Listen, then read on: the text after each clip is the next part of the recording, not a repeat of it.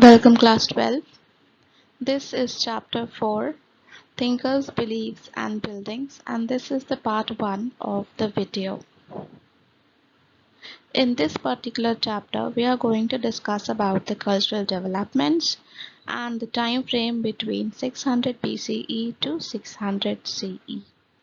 In this particular video, we have discussed about preservation of Sachi Stupa, the sacrificial tradition, new questions, and the different schools of philosophy.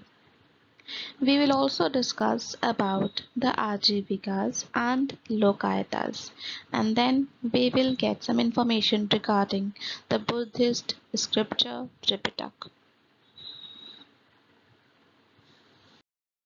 The Sachi Stupa. The Great Stupa at Sachi is a Buddhist complex which is located on a hilltop at Sachi town in Raisen district of Madhya Pradesh. 19th century Europeans were very much interested in the stupa, which was originally built by Ashoka in 3rd century BCE. French and Britishers wanted to take away the eastern gateway of stupa to be displayed in the museum, but did not get permission from Shah Jahan Begum, who was the Nawab of Bhopal. But fortunately, both the French and the English were satisfied with carefully prepared plaster cast copies, and the original remained at the site, part of the Bhopal state. Preservation of Sanchi Stupa. The rulers of Bhopal, Shah Jahan Begum, and her successor Sultan Jahan Begum, provided money for the preservation of the ancient site. John Marshall dedicated his important volumes on Sanchi to Sultan Jahan. His volumes are published together in a book named as The Monuments of Sanchi.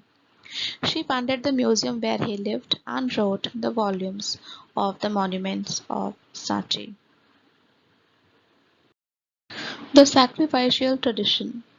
There were several pre-existing traditions of thought, religious belief, and practice, including the early Vedic tradition known from the Rig Veda, which was compiled between 1500 BCE to 1000 BCE.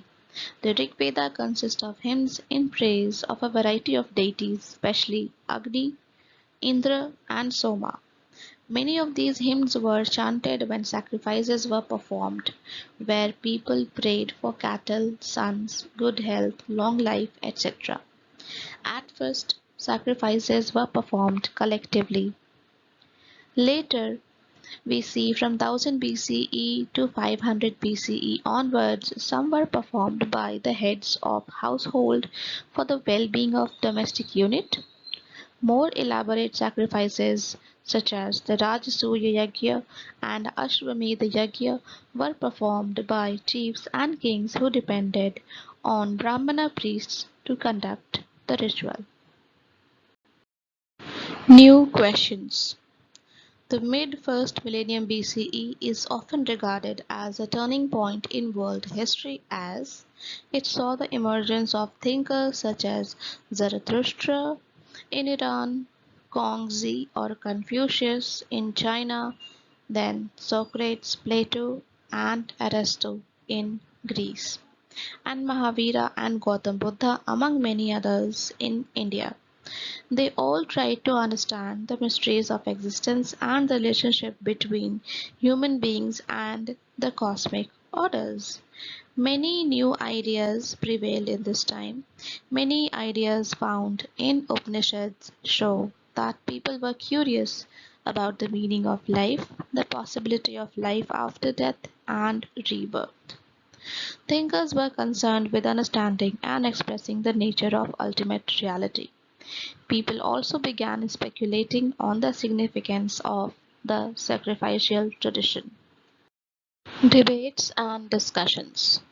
Buddhist texts mention as many as 64 sects or schools of thought, whereas Indian philosophy talks about 6 orthodox schools of thought and an orthodox and unorthodox school of thought, Lokayat.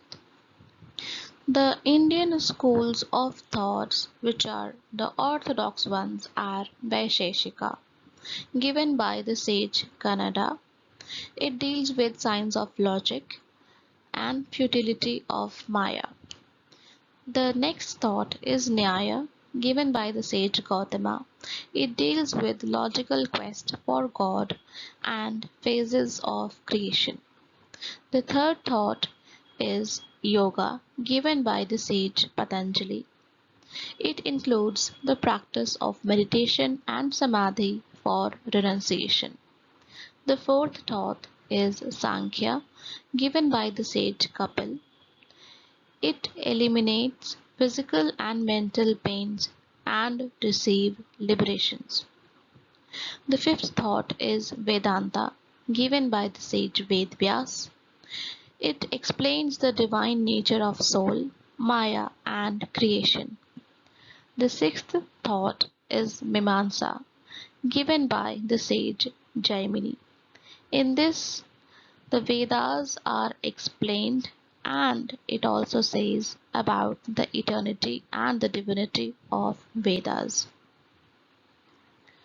Debates took place in the Kutagarashala, literally a hut with a pointed roof, or in groves where traveling mendicants or the bhikshus halted. Many of these teachers, including Mahavira and the Buddha, questioned the authority of the Vedas and the Varna order. They also emphasized in individual agency, which means that men and women could strive to attain liberation from the trials and tribulations of worldly existence. Fatalists or Ajivikas. The founder of Ajivika philosophy was Makali Goshala, although some say that he was just a leader of Ajivika sect while the founder of this philosophy is unknown. He was the contemporary of Gautam Buddha and Mahavira.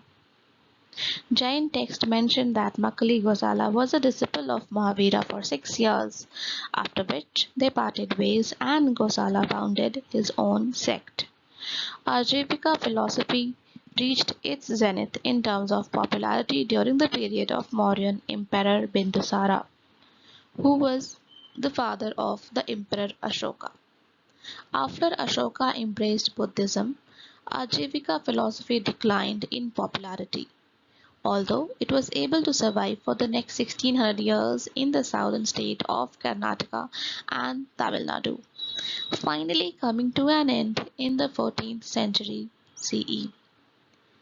Both Jain and Buddhist texts mention that Ajivika philosophy was based on the concept of niyati, that everything which is happening in the universe is predetermined and nothing can be changed.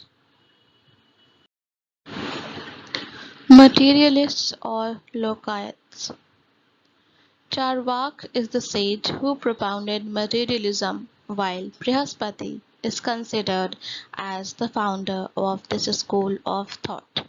It is also called as Lokayata philosophy, the philosophy of masses. It rejected the notion of an afterworld, karma, moksha, the authority of the Vedas, and the immorality of the self.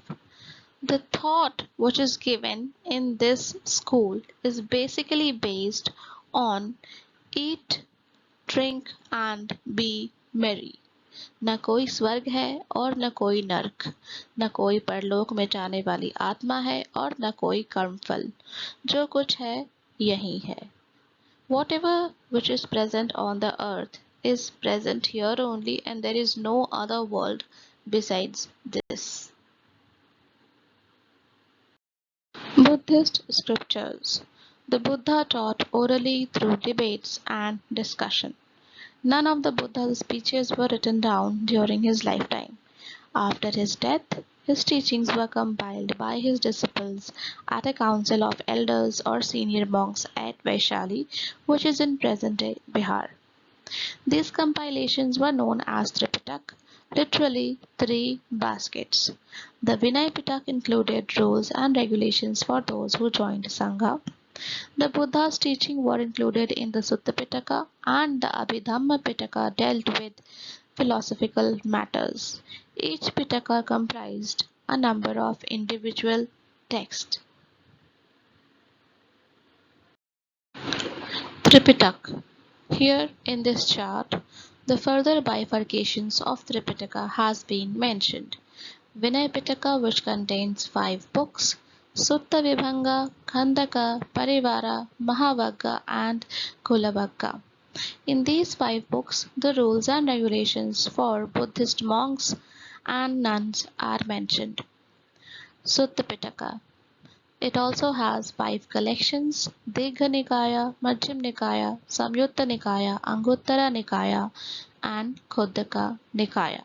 Khuddaka Nikaya is further having 15 different volumes: Khuddaka Patha, Dhammapada, Udana, Itivukka, Suttanipata, Vimanavattu, Petavattu, Theragatha, Therigatha, Jataka, Nidesa, Patisambhida, Apadana, Buddhavamsa and Karya Pitaka.